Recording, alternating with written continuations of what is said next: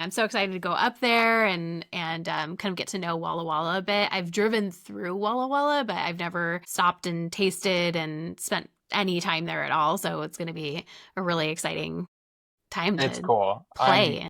Yeah, no, it's Walla Walla is wonderful, and I think it's one of those like best kept secrets. But what's kind of unique about this, it has this double-edged sword, and on the positive, it's so remotely geographically isolated that it's kind of kept it insulated. So there hasn't been like this, my geography gets all hazy about Central Coast California, but when you have like Sacramento and San Francisco and all these like huge mega millions of people, like it's obviously going to have some of that influence. Whereas Walla Walla, I joke with people, it's like, have you seen that movie with George Clooney, Oh Brother, Where Art Thou? When he's like, he's What's a always great trying to like movie? order.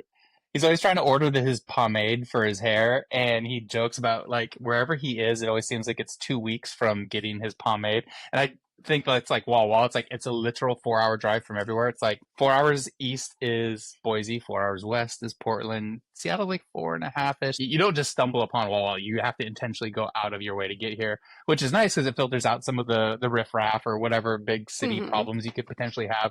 But then it also kind of keeps its growth kind of like inert. Like it doesn't really grow. It has that small town charm, that Main Street USA kind of vibe. It's won like friendliest town awards and all these cool things. So I joke with people, it's like the best kept secret, but it's like the secret's kind of getting out, but you can't just like, let's hop in the car and go there. It's not that easy. You got to plan Yeah. for it. You have to Yeah. really Yeah. plan for it. Yeah. It's not You have just to a day really want trip. it. Yeah. Totally. That's why, yeah, at least what's nice and, kind of eking into like some of your day job is these customers are highly qualified, I would say, because they have the ability to travel. They're probably affluent or at least have disposable income and are educated enough to know. And it's kind of nice to already have these people, pre-qualified to be like great customers and members Yeah. and all those things. Right. That's kind of what we were talking about in our second episode of the podcast, was just like knowing what part of the journey your customer is on. And I like that Walla Walla has that identity built in, that you're probably not going to be getting beginner wine drinkers in Walla Walla because you have to be so intentional about getting there and all that. But I think there's an opportunity though for Walla Walla to even promote to younger audiences a cool road trip, like maybe incorporating Walla Walla in the route or using it as the last stop on the journey. But your excuse to kind of kind of like get out of Dodge. Your excuse to get out of Dodge, and where can you go along the way to get to Walla Walla, or on the way back to Portland or wherever. Yeah, there's totally an opportunity there to create kind of an itinerary for younger consumers. Yeah. I just gave someone an idea. You're welcome. Oh, well, everyone, welcome to the Pour Memories podcast. I am your host, Heather, and I'm Kristen. And we are talking today to Stacy Buchanan, founder of Blood of God Zine, which is a wine and heavy metal zine that is as bold, weird, and brilliant as the pairing suggests. Thank you. It's funny because it's not a competitive realm I'm in. I'm like one of ones. I love it. It's great. We love to find our own niche. So Stacy is a writer, creative, and self-proclaimed ego slayer, bringing accessibility and authenticity back to wine culture. He is also the creator of Blood of God's annual Merrymaking, which is coming up in July, and we'll talk a little bit more about that, which is a wine, art, and music event that brings the zine to life. And he was also named one of Wine Enthusiast's Future 40 Tastemakers in 2023. So welcome, Stacy. We're so stoked to have you on the podcast today. Thank you. Yeah, that was a great intro. And I'm very excited because I feel like what you're doing is like equally impressive. It's actually probably more impressive if I'm being completely honest. But if you are the company you keep, it's really cool to see how people glob onto each other or find circling orbits in and around those other individuals. So it makes you feel like whether you're conscious or unconscious, you're kind of following this trail of breadcrumbs where it's like interesting people, cool ideas, creatives, etc. Yeah. Creatives with similar values in the wine industry. We just latch on to little each magnets. Yes. Yeah. Magnets, total magnets. Exactly. So we kind of like to start this podcast talking about what your aha moment in wine was. Like, what was the thing that made you think like, yeah, this is it? For me, I think the aha moment was when I started my first job. I have a public relations degree, I should say, and a minor in marketing. So I kind of thought, well, let me just throw something against the wall and see, if there's an outlet that can maybe utilize some of my marketing experience. And I was working for a wine marketing company, and I was still kind of unsure about wine until, and this is where it sounds like a cliche, but it's absolutely true. I had a wine that was like, oh my gosh, this is not all the same. There is a wide spectrum. And it was an institution from here in Walla Walla called Pepper Bridge. And they are one of those formative wineries that came in the first, I want to say, they're probably within the first 10 wineries that ever opened in Walla Walla. It was just this combination of like textures and flavors, and it was really impressive. And as a side note, I'm kind of excited because they'll be at the annual Merrymaking this summer in Walla Walla. So it's kind of a full circle moment. And they're actually pouring some really old wines, like 20-year-old vintages. Cool. Which is pretty exciting. So that was the one where really, I just was throwing it back, expecting it just to be some kind of run of the mill paint by numbers thing. And then it like made me kind of pause, and I was like, oh my gosh, things are happening in my brain and kind of firing on all cylinders. And at that point it was probably like, sometime mid 2007, late 2007. So, and it's been a wild ride ever since. Love it. I love that. That's I actually have a bottle. I was just doing wine inventory in my move, and I actually saw the bottle of Pepper Bridge. So that's great, especially because they can go the distance. I'm gonna have to now drink it before the Merrymaking in July. Yeah. Like do your it's like when you're getting ready to go see a band in concert, you're like practicing their songs, and you're like yeah. Can you give a little bit more of your origin story and kind of how that relates to the Blood of Gods getting started? And I think you toured with Black Sabbath. That's true. Yeah. So I the kind of background was being a rascally pre-teen when you're really forming your kind of likes and dislikes and your personality and identity and all those things that you're for and against. And I had a couple wild party animal uncles. They were my mother's younger brothers. So they were like, it's different from having an older aunt or an older uncle. They were a little more young and hip, but they were like absolutely wild party animals. It's like that movie Dazed and Confused, if you've ever watched it, where they're like having keggers and they were really big into, hard rock, like they were in the Kiss Army and all that stuff. And that was a baseline. So I think it's like the feedback loop where if that's become normalized, then what's actually edgy from there? And so that's just where I was into more, punk and metal and hardcore and all the things that are related to it, skateboarding. And then in high school, I, had that kind of token heartwarming moment where a teacher kind of was nice and complimentary of some of my writing. So I started freelance writing and started with these small publications. And then I just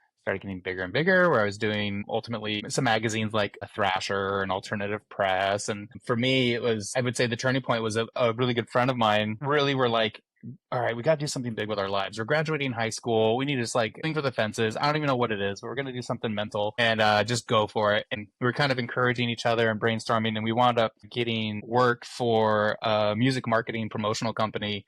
And it was at our suggestion to say, hey, we want to go on this big Ozfest tour and we could promote all your bands and your affiliates.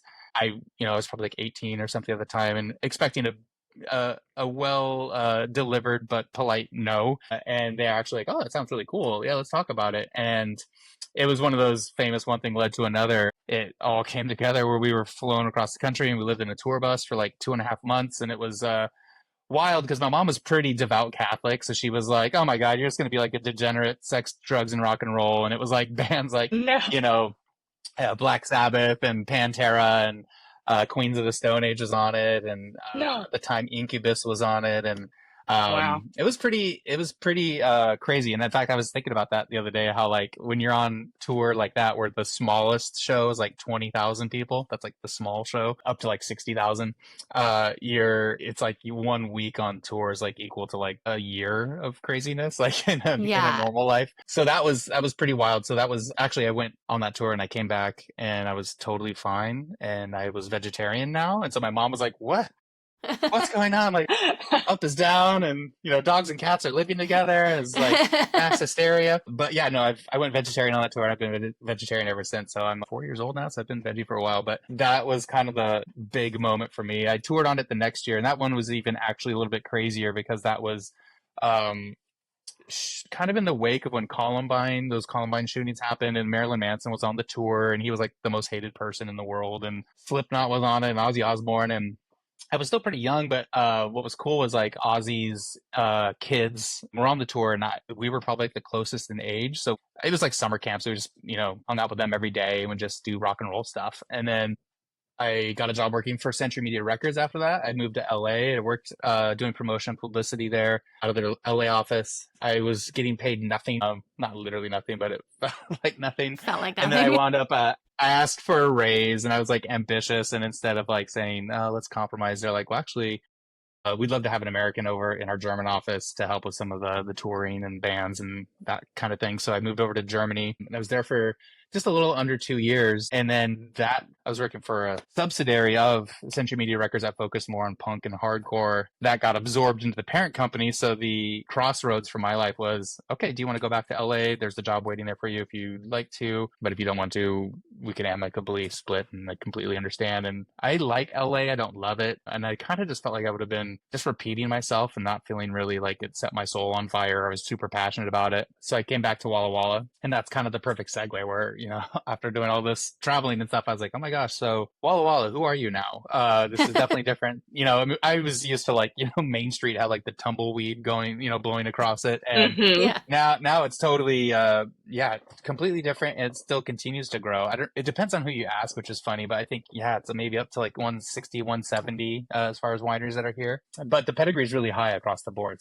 To link it further to Blood of Gods, that was kind of my further realization was I would hear about some rock star winemaker or like something like, I actually know some rock stars, and you're definitely not a rock star. I don't know why people are calling you a rock star. You're like an old rich white dude. You basically are wearing a monocle, and I don't know how that's a rock star. But and then one after the other, these silly things are just like, I cannot comprehend how people are getting away with saying some of these things. And there was just all these parallels, and it was like hearing gripes about distributors and critics and trends and reviews and the 100-point scale, like all this stuff. And I was like, that's funny because I heard that same shit when I was in the music industry.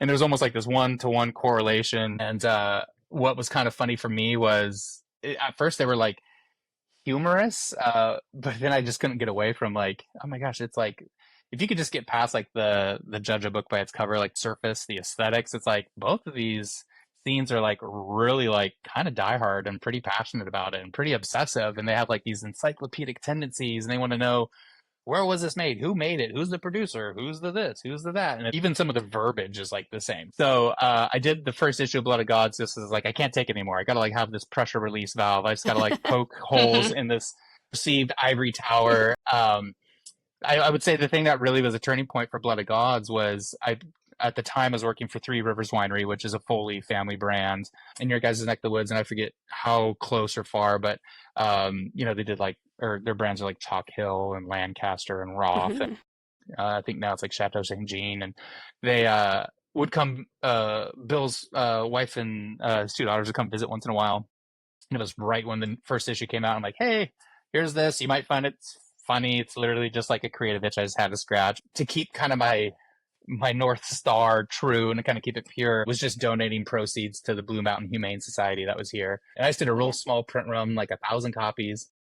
And when I gave it to the Foleys, they were like, oh my gosh, this is funny. How cool. Thank you so much. And then maybe like 2 or 3 months later, the executive director of the Blue Mountain Humane Society wound up reaching out to me and was like really kind of vague and said something like, I have this mystery and I was kind of hoping you could help me figure something out. And to make a long story short, they got a check for $10,000 from the Foley Family Foundation.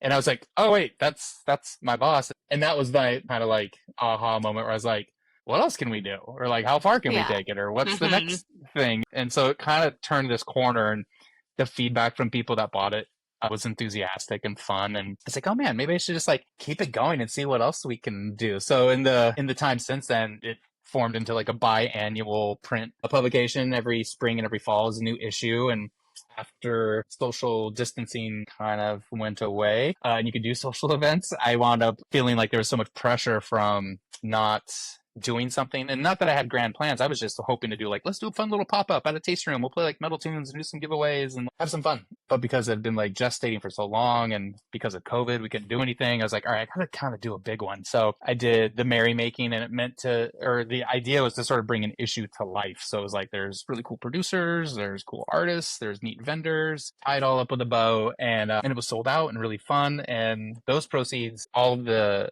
tasting fees, so 100% of the tasting fees go to Planned Parenthood.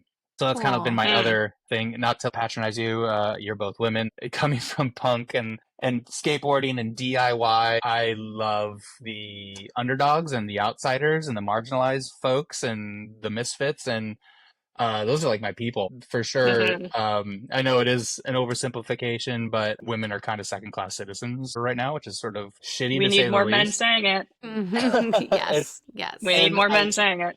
And like right around that time too, like there was Roe v. Wade was like getting overturned, and I'm just like, oh my God, what is going on? And so they have always been our nonprofit recipient from the beginning, and each year it's kind of grown. Where last year at the event they made $15,000, so this year we're try to get it even more, and see kind of where it goes. So yes, everyone go subscribe, go get yourself an issue of Blood of God and Blood of Gods, and get tickets to the Merrymaking, because as Kristen said, like we need more men saying these things, and it's because we can say it till we're blue in the face, but the sad reality is that often that men don't listen to women. Men listen to other men, and so the more men we can have on our side and on our team is really really helpful. So thank you.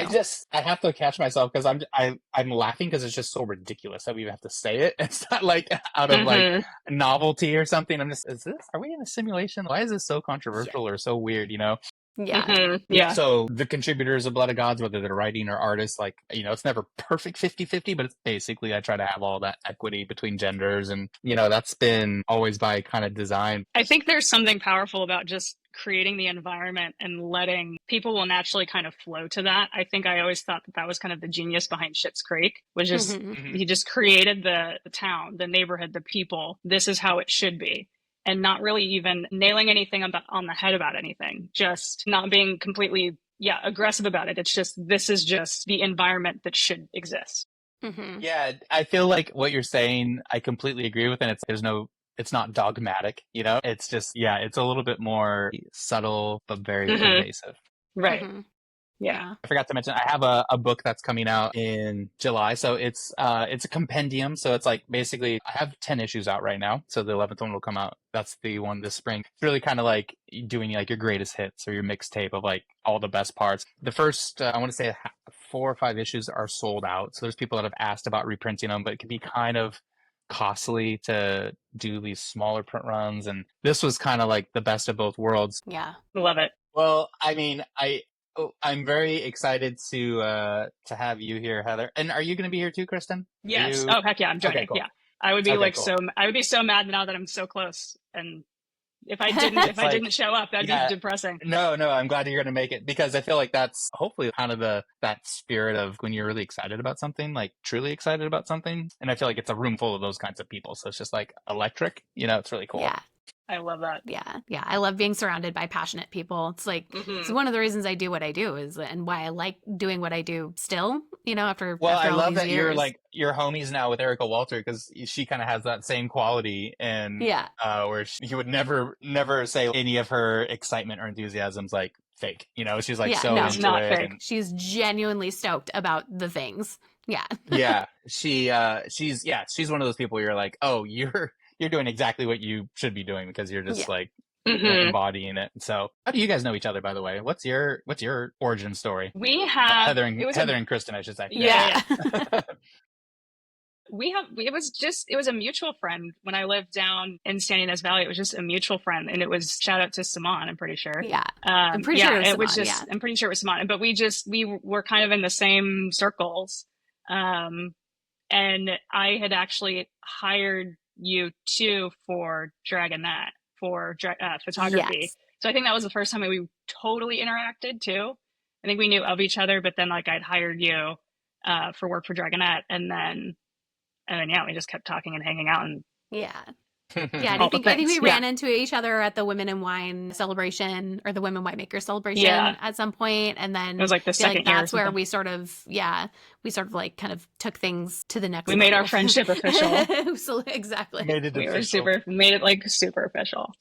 And then we talked a lot about all the things, and then and then eventually just said, well, let's just turn this into a podcast. Yeah, it's basically we took the conversations that we were kind of already having, over glasses of wine or over cups of coffee and tea and all the things, all the beverages, and then we were like, let's just put a microphone in front of ourselves and continue to have these conversations. Yeah.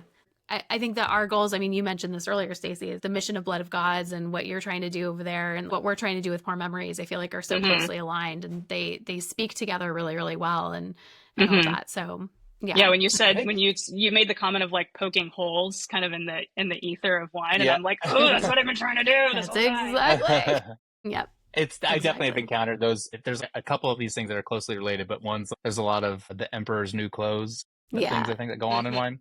And then I think there's also which is slightly adjacent. That's why I don't completely bundle them, because they're slightly different, but it's also Wizard of Oz, the man behind the curtain kind of thing, which is way different than the facade. And yeah, I feel like with Poor Memories, like with Blood of Gods, metal and wine is just like the vehicle. It's not really the engine, really at the core of it's something a little bit more archetypal in terms of what it's trying to do, which is remind that this should be fun. This should be enjoyable. It's not a competition. You could color outside the lines and go in any direction. It doesn't need to be like wine, or not to totally light a fire and walk away here, but you could also do any libations and have these cool stories. And the point is it's about the people and the stories and those things that are behind it. So everything else becomes kind of this artifice in a way. Well, I think too, Heather and I have talked about it on all of our talks, but also I think the wine industry it's been so product centric for so long in terms of how it markets itself. But also and I was going to wait until kind of the end to transition into this, but there's always so much ego tied into it as well. So you have the fact that it's super product centric and not really about storytelling or really about true connection and people. But the people that you do highlight are the kind of the rock stars, but are they really rock stars? And it kind of it takes a lot away from really the true experience of wine. I guess I just want to poke the bear and get us to talk about ego and elitism in wine, because it drives me absolutely nuts. And I think it might. That's exactly the thing I was sort of tiptoeing around when poking holes in the ivory tower that has the delicate geniuses at the top that are the tastemakers saying this is good and that's bad. And so much ego. And sometimes I have this weird, my prime directive flips when someone is copping an attitude that's way ego. And I'm like, take this person down a peg now. I try to at least do it in a fun or playful way. But yeah, there's so much. And I feel like you guys might have more of it or experience more of it than I do for a couple of reasons. You're women, like we mentioned earlier, but also from where you are, geography wise, because Walla Walla, going back to the original conversation, it's this unique geographic bubble. So it has such this agricultural backbone. I know you guys do too, but because we are so rural, that I feel like if you did kind of copitude in Walla Walla, you'd get excommunicated or something, because people are like, who do you think you are? What? So I feel like it's a healthy ecosystem in that way. I feel like that ego thing isn't as much here in the wine industry, fortunately. Walla Walla is kind of still in its nascent stage, I feel like, of this boom that we're experiencing. But I mean, it's a microcosm that's really hard to draw a comparison to anywhere else. I always find myself struggling to describe it to people. It's until you're kind of here and you see it, you're just okay, this sort of is, not like anywhere else. Yeah.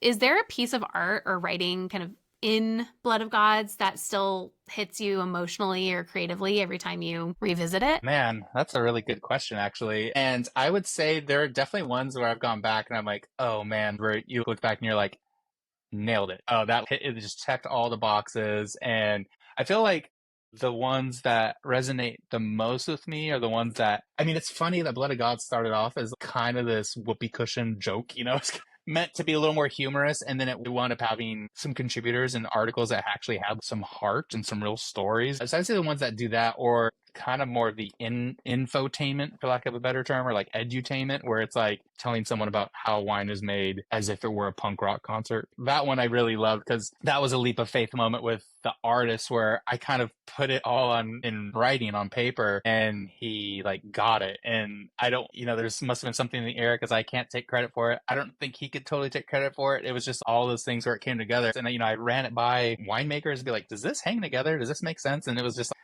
this is incredible. And it's the one I think I get a lot of the feedback on the most. So that was definitely one of the ones that jumps out to me. But I would say like the thing that warms my heart is just there's some bigger quote unquote names like Elaine Brown or Jeb Dunnick or like Don Albin or some other folks that I think they kind of like got it, and not only got it, but I think it was cool to see a mischievous glint in their eye where they can let their hair down and be like, this is going to be fun. They kind of have their boundaries that they work within or like their modality that they're in.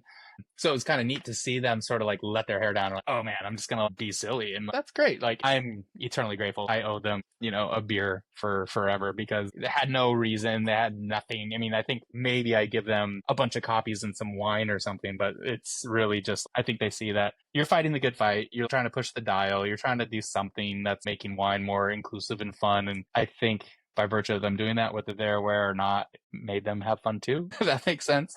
Yeah. So just having those people, because to me it feels like sort of a co-signing, like, hey, oh, we like what you're doing, so we'll totally do that. Well, I have kind of like a fun, this is sort of a silly question, but what band winemaker collaboration, either real or imaginary, would be your dream pairing? Man. Yeah. That's a good one because I'm actually kind of terrible at pairing. Just a disclaimer, like, terrible just on my own merit, but also I'm like one of those weird, maybe it's not weird, I don't know, but when it comes to like wine, like I'm not a wine and chocolate person. Like wine and cheese, like all day long, like, that's my go-to. But when it comes to pairing, I'm definitely an outlier. So it would probably be something that is a bit devil may care if it goes well together or not. I would probably say, I feel like I've been getting more and more into like lighter wines, like Grenache has kind of been like something I'm getting sort of enamored with. So I think I would probably reverse engineer your question and start there and say, okay, so I'm really into Grenache. So who would make a really good Grenache that I'm like a big fan of? And I'd probably say someone like, well, Charles Smith already makes a really good one. It's called The Boy. And so now it would just be like finding out which band I think would pair with it, because Grenache is not just like a total knuckle dragging brutal thing. It's a little bit more, it can be delicate and pretty in its own way. So I don't know, but I'm going to think about it throughout this interview, and by the time it's done I'll give you an answer. Okay. No, that's great. We love that kind of intentional quality. It's like gonna marinate in an unconscious Let it way, marinate. and then yeah. So Merrymaking coming up in July, like what are you, for this year's Merrymaking Festival, what are you looking forward to? Okay, so that's a good question too. I would say as far as like wineries that I'm excited about, there's this winery that I featured in my last issue I really like called Jallarhorn, which is this Nordic Viking name. Jallarhorn's the horn that signals like Ragnarok, like the end of the world. What I kind of like about them is, well, there's a few things. First, it's a couple of the guys that were at this winery, Quilceda Creek, that's kind of famous in Washington. I think it was actually the first 100-point Washington wine back in 94 or something, if I'm not mistaken. And that was before their time, but they were at least there for about 14 years or so. So it was kind of where they broke free and are doing their own thing the way they want to do. And it's neat because Quilceda Creek's known for just being a big Cabernet Sauvignon producer. And so it was kind of neat to see them sort of get out of that mode where they were doing their own varietals. They were doing Chardonnay. They were doing things, everything but Cab basically is kind of what they were focusing on. So I really like Jallarhorn as far as looking forward to it. I want to say, let me back up. I'll go to the panel first. So Maggie Harrison from Antica Terra is on the panel. Cool.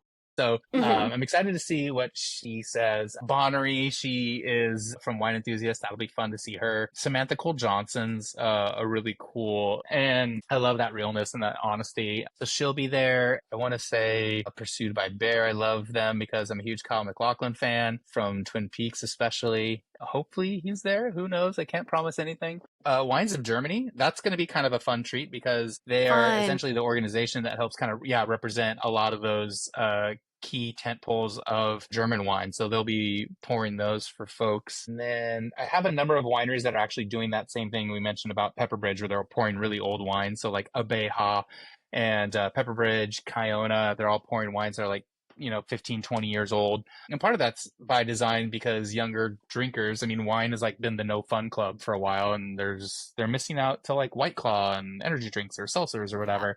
Last year we kind of did this and it went off big where we had like Corliss, I think it was Cayuse, and some other brands that were bringing these really old wines because let's face it, younger drinkers are not getting access to try wines with 20-year-old vintages on them. Yeah. Or they don't have the money to do it because it's really expensive. So I think those brands, I really am appreciative of them to be forward thinking and saying like, let's pull the curtain aside. So that's been fun. So that'll continue again this year. I'd say the fun part too is at the end of the whole event, there's a fun concert at House of Smiths, so Charles Smith's tasting room. And at that point, you've made friendships and you've bumped into people and you've seen this person, that person, like here and there, and you all get to rub elbows and just cheers kind of at the end of the night and have a big loud rock concert. Fun. Definitely Foxen, because Foxen is coming from a ways, so I love it because it's a treat for this region. Doing the Blood of Gods thing is like a mixtape of its own because I got to show off my stomping ground and think about my team, but also I want to give the people, the locals, like a treat. So that's why there's a good chunk of wineries that are from the Willamette Valley, or there's some from California. And actually, what's kind of interesting to like this event between 2023 and 2024, I think it averages out to like 55% of the attendees come from outside of a 50-mile radius. So I think it was like 17 states last year and 4 countries. Like, so the attendance is not like insane. It was like 600 and something people, but so many of those people are like, we're coming in from all over because we want to do this merrymaking. That's great. That's been kind of the real feather in my cap. Oh my God, this thing started as a joke and now it's like this, the joke's gone too far and now it's this thing. And so it's fun for the community. Yeah. I love that. I'm wondering how many people are going to have their aha wine moment at Merrymaking this year. Because that's a good point. That makes me feel good. I like the idea of that. Like you're manufacturing this amazing situation for people to have those moments and to bring those wineries that are bringing those older vintages and to, bring these wines from areas that maybe people wouldn't have a chance to visit otherwise. It's really special. And I think that's really cool that you're going to... I think it's a good reminder. We'll potentially have that magic happening. Well, and taking it with you wherever you go at the winery and realizing or just pause for a moment where you're like, it's probably someone's day one today. And I get to talk about it. Or it's like, who knows who it's going to be, but I'm that entry point or I'm the conduit that they got to pass through the threshold to experience this. And I think like the magic moment for me was like last year there was this, like a really, really old guy. He's probably like 75 and he's like white hair, glasses, wearing a polo shirt. And like right next to him was like these like 3 crusty punk girls with like mohawks. And he was like, this is incredible. He was totally over the moon. And I was like, is this the promised future that the wine industry is, foretold? Like, everyone's just like getting along. No one even cared. That was like one of those like moments that was just sort of like everything just sort of crystallized. It's very self-serving, but man, that just like proves the point. Like, doesn't matter. Yeah. To go along that, I for my wine, how it kind of the ethos of my wine brand, I feel like for Blood of Gods and Merrymaking and all that, it almost feels like a social experiment to start. You're just kind of like, what if? And then once you start actually seeing, oh, my theory's actually right. We can really create a different culture around wine. And when you kind of see it happening in real time, it's super fun. Yeah. It's like turning your what ifs into fuck around and find out, Yeah. I think I get told no all the time and like shit goes wrong so many ways. And if I folded up like a chair, like none of this would have happened. But what is it? The perfect is the enemy of progress. If I ironed out every contingency and potential pitfall and every whatever, yeah, it might have happened in like 2 or 3 years later, or I could do it now and it's like good and like actually like improve upon it. Because I feel like that's sort of that punk thing where who dares wins. Like you can't just sort of sit around. But also I don't think there's a magic bullet for the wine industry. I think it's like people like you two that are just like, we're going to do this. Like we're going to push the dial. People just realize, oh, there's other people like me that are going to be doing these things. Then cumulatively, hopefully, it changes its direction. It's like the Titanic's not going to make a 90-degree right turn. There's so much momentum. But if you could change its course a little bit, like maybe in 5 years or 10 years, like things are way different, but it's going to be all those people that were just the ones that were going to stick their neck out of their comfort zone and sort of dare to do it. Yeah. I feel like I just had like a TED Talk or something. No, I love all the TED Talk. Do it. What's next for Blood of Gods? You know, what weird idea or thing have you been dying to try, but you haven't pulled the trigger on? Or is there something in the work that you can talk about? The one that is the most obvious is the book, which I kind of mentioned earlier. It'll be out in July. And then without saying the details, because there will be like a formal announcement, a press release, but there will be a Blood of Gods wine. So that'll be very exciting. And I think it's meant to be kind of true to the ethos, which is, this isn't going to be $100 bottle of something. It's going to be wine that is, made from organic grapes, of yeast, smaller production, and then see where that goes. But I actually would like to, and maybe you guys can, feel free to signal boost this. Last year, especially, I spoke on a few panels, and it was really fun to see people like really engaged with parts of my story. There was laughter, and there was like people afterwards that would like share their similar experiences, and that was really cool. So I think like for me, I would love to do a little bit more speaking, maybe not so much educational, but like something to kind of like help push the envelope and, lower the bar for people to feel that cost of entry, so to speak, is actually like not prohibitive. Anyone can do it. I love that. I love to hear that. Yeah. Well, I think this is a really great place for us to wrap. Before we do, though, we always ask our guests, what are you drinking right now? I really like a winery that's here called Delmas, Delmas. They make an amazing Viognier and Syrah. I would also say I do really like Holy Laid. I like those guys quite a bit.